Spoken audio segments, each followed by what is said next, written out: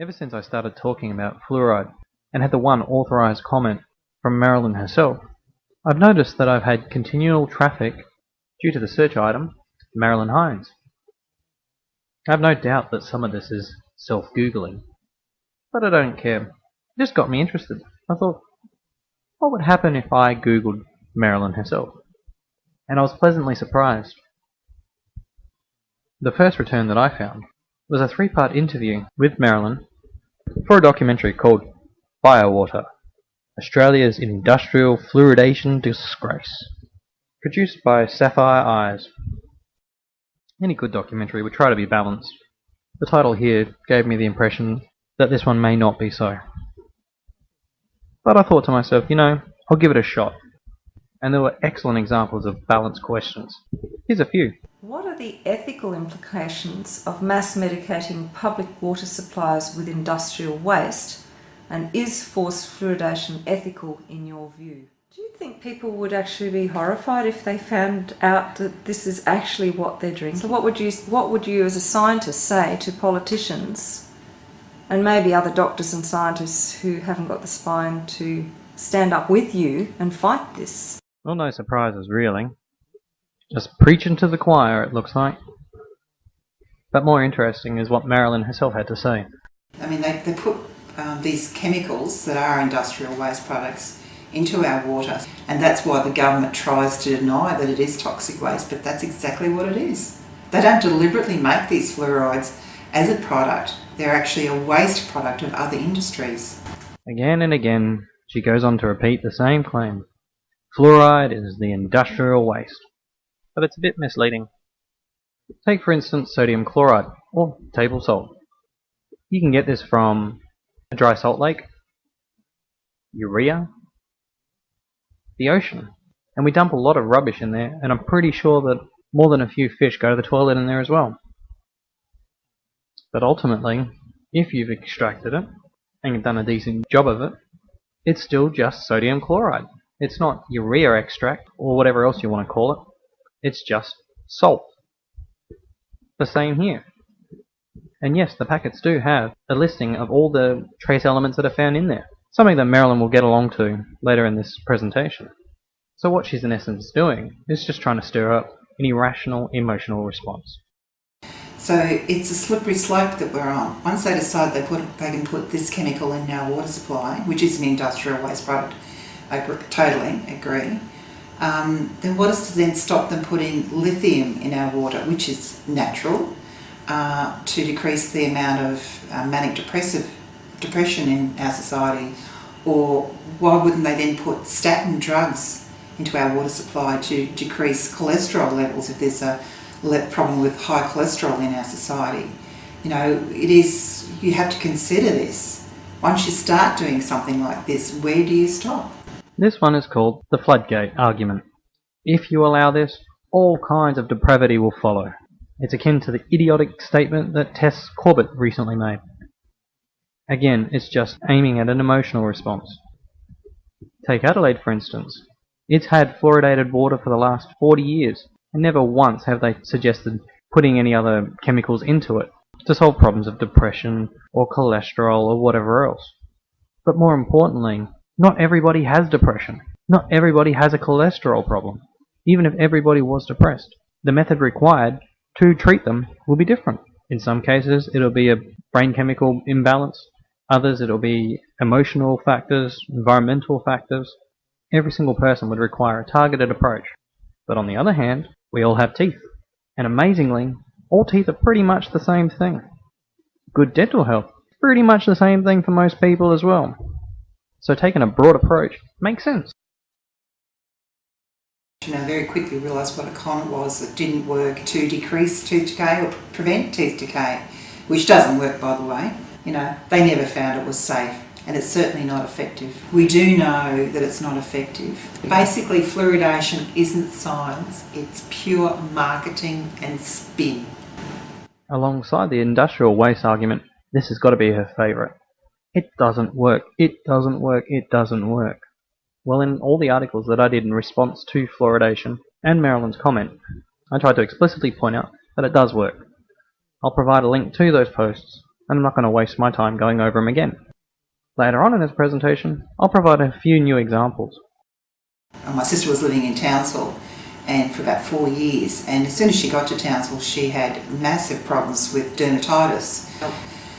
Just before she was about to leave Townsville to come back to Brisbane, this doctor said to her that she might have a fluoride allergy. Well, she didn't even realise that Townsville's water was fluoridated, and as soon as she came back to live down here, her dermatitis went away and has never returned.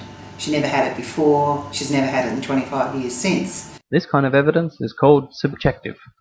I know a guy who knew somebody who saw a ghost.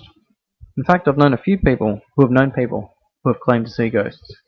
Ergo, ghosts must be real. That's rubbish. More importantly, what kind of testing was done? She went from Brisbane to Townsville, halfway up the coast in Queensland, and the only thing that changed there was the fact that she was exposed to fluoride? Come on. She never had a problem prior or since, but surely she grew up brushing her teeth. Merilyn makes a point that fluoride is in everything, so surely her sister was always exposed to it before going to Townsville and since going to Townsville. If she only had a problem when she was in Townsville, maybe she's allergic to Townsville. I don't know.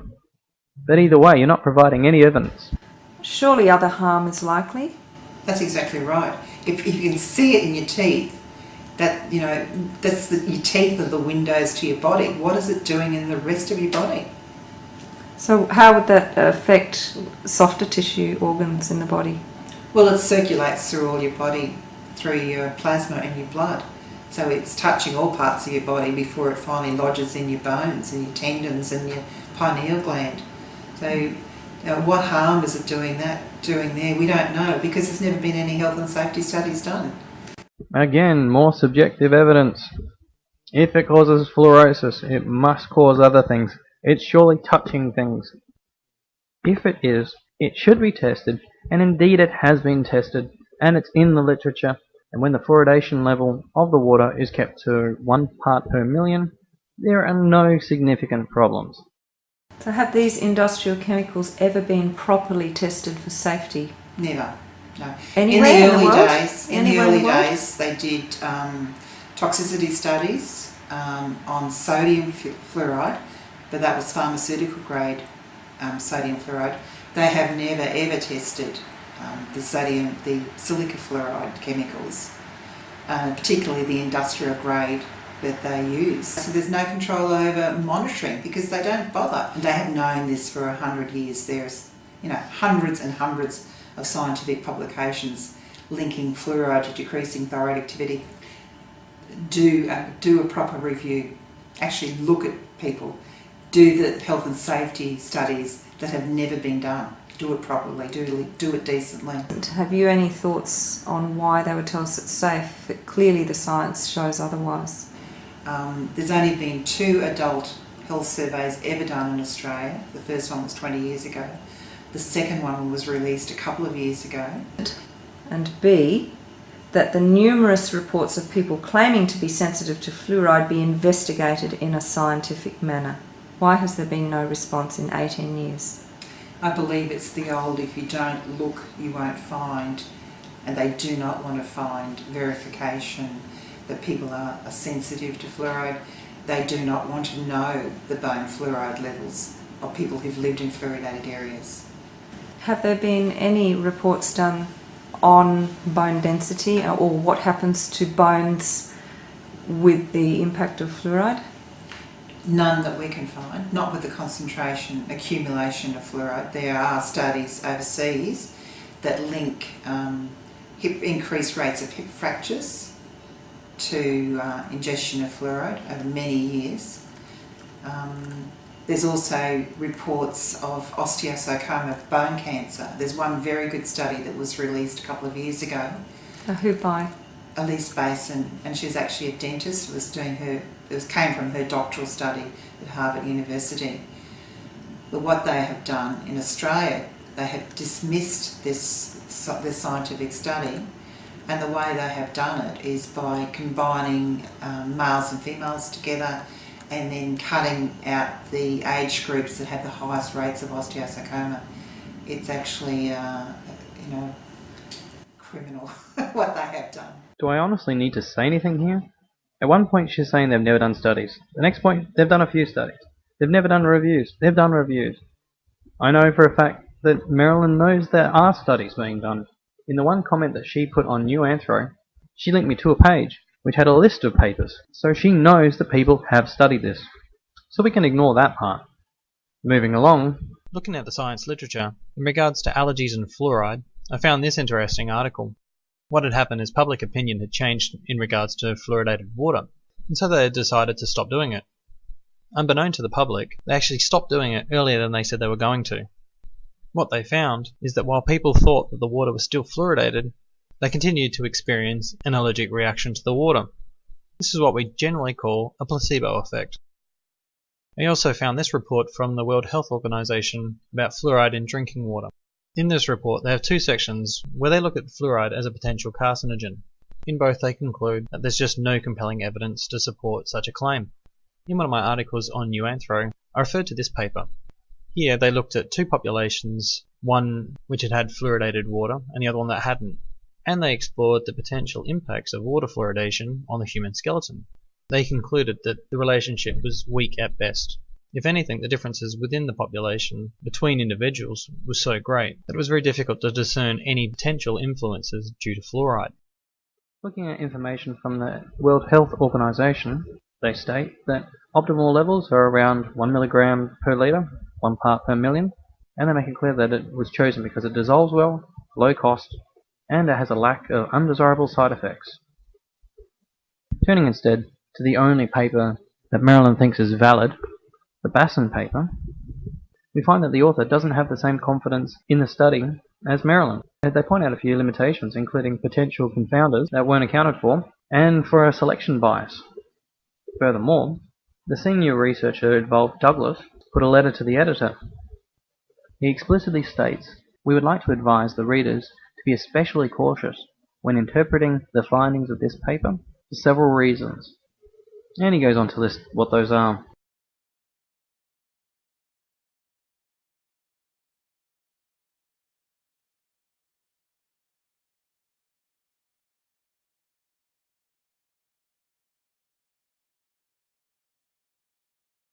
Clearly, the academics involved in the one paper that Merilyn likes don't share her confidence in the results. In all the articles that I put together on New Anthro, I list a series of papers. And as stated, Merilyn knows about the numerous studies and reviews. I think what she means when she says there are no reviews and there are no studies is that there are very few that correlate with her world perception. They are allowed to have small amounts of heavy metals in these chemicals. What sort of heavy metals? Cadmium, mercury, lead. Goodness. It is only small amounts, but I mean, nobody deliberately wants to drink soda, cadmium, mercury, or lead.